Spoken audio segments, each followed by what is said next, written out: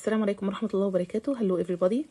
النهاردة إن شاء الله هناخد الفرق بين A في شكل AI و AY، وبرضه هناخد الفرق بين OI و OY. طبعا AI و AY نفس النطق A long vowel A.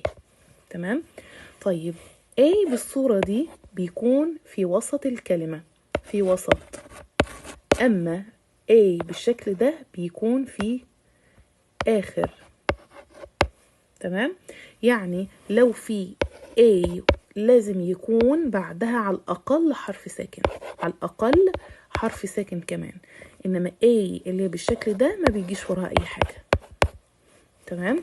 OI اللي هي OI نفس الكلام بالظبط، بتكون في وسط الكلمة،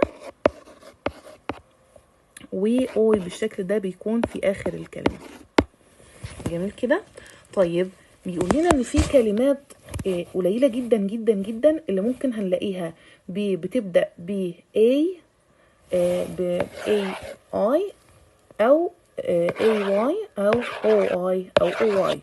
تمام. بعض الكلمات زي مثلا كلمة oil، oyster، في طبعا برضو oink، في اكتر من كلمة، بس هما كلمات قليلة في اللغة. برضو مثلا زي كلمة aid، A، وهكذا. اشوفكم ان شاء الله على خير في فيديو جديد، والسلام عليكم ورحمة الله وبركاته.